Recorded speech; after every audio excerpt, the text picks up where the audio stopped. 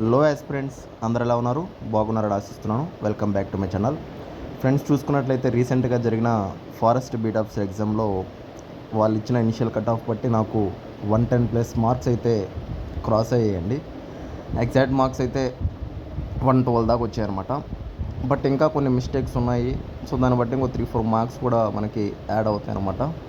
So ఇది ఎలా sir మీరు ఇంత స్కోర్ చేశారు ఏంటి అని చూసుకుంటే, గత కొన్ని డేస్ నాకు హెల్త్ బాగాలేదు, నేను హాస్పిటల్లో ఉన్నాను. అది కూడా చాలామంది తెలుసుంటుంది నా వీడియోస్ ఫాలో అయ్యే వాళ్ళకి. నేను లాస్ట్ అసలు ఎగ్జామ్కి ఒక 10 డేస్ అసలు నేనేం చదివింది ఏం లేదండి, లాస్ట్ ఎగ్జామ్ ముందప్పుడు.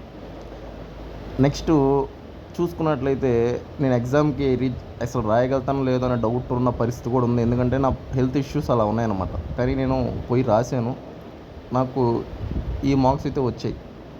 సో ఇప్పుడు నా స్ట్రాటజీ కానీ అనాలిసిస్ కానీ ఎలా ప్రిపేర్ అవ్వాలి కానీ నేను చెప్పాలనుకుంటున్నాను. స్టూడెంట్స్ చాలామందికి హెల్ప్ అవుతుందని మెయిన్స్ ప్రిపేర్ అయ్యే వాళ్ళకి.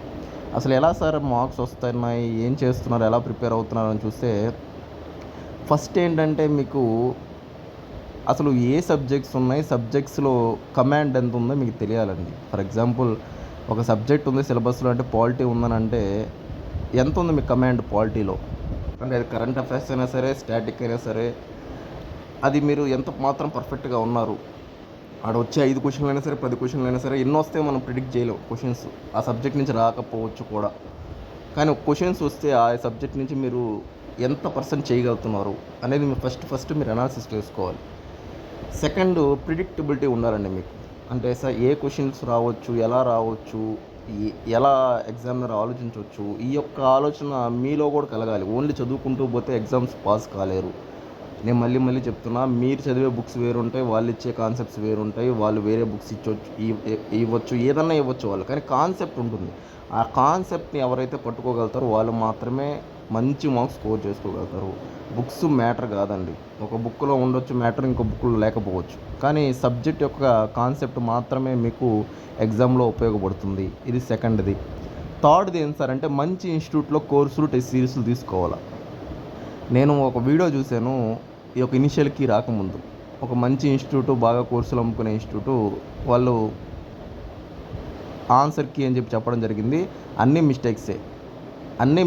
మళ్ళీ లాస్ట్లో ఏమో ఇట్లా మెయిన్స్ కోర్స్ స్టార్ట్ చేస్తున్నాం తీసుకోండి అంటున్నారు. మన వాళ్ళేమో అక్కడే తీసుకుంటారు. ఎలా క్వాలిఫై అవుతారు? ఇప్పుడు చెప్పే వాళ్ళే ఎగ్జామ్ రాసేది లేదు, వాళ్ళు మీకు మంచి గైడెన్స్ ఇచ్చేది లేదు, వాళ్ళకే ఆన్సర్లు తెలియవు, ప్రిలిమ్సే. మెయిన్స్కి అక్కడ జాయిన్ అవుతారు, మళ్ళీ మీకు మీరే లాస్ అవుతారు. మీది ఏంటంటే మీ ఆలోచనలు ఎలా ఉంటుంటే ఇంకేమి లేవు అన్నట్టు జాయిన్ అవుతారు. కానీ ఎగ్జామ్ హాల్లో అట్లా ఉన్నప్పుడు వర్కౌట్ కావు. మళ్ళీ చెప్తున్న అటువంటి ఇన్స్టిట్యూట్స్ మిమ్మల్ని మీకు ఇంప్రూవ్మెంట్ మీలో తీసుకురాలేవు. అది మీరు అర్థం చేసుకోవాలి. నెక్స్ట్ ఫోర్త్ది ఏం సార్ అంటే, ప్రాపర్ టెస్ట్ సిరీస్ రాయాలి. టెస్ట్ సిరీస్లు నాకు కండక్ట్ చేశాను నావి, కానీ చాలా అసలు తక్కువ మంది తీసుకున్నారు. నెక్స్ట్ ఎక్కువ ప్రిఫరెన్స్ ఇవ్వలేదు. అనవసరపు ఇన్స్టిట్యూట్లన్నీ తీసుకుంటున్నారు, 700-800 పెట్టి, 1000 పెట్టి. ఏం ఉపయోగం? మంచి మార్క్స్ స్కోర్ చేసుకోలేకపోతున్నారు, 60-70కి ఆగిపోతున్నారు. సో ఈ చాలా ఫ్యాక్టర్స్ ఉంటాయండి. ఓన్లీ ఎగ్జామ్ అంటే అంత ఈజీగా ఉండదు. రకరకాల ఫ్యాక్టర్స్ ఉంటాయి. మంచి మెంటార్ ఉండాలి, గైడెన్స్ ఉండాలి, ప్రిడిక్టబిలిటీ ఉండాలి, క్వశ్చన్ సాల్వింగ్ స్కిల్స్ ఉండాలి. చాలా ఉంటాయండి. అంత ఈజీగా ఉండదు ఎగ్జామ్స్ అంటే, కాంపిటేటివ్ ఎగ్జామ్స్ అంటే.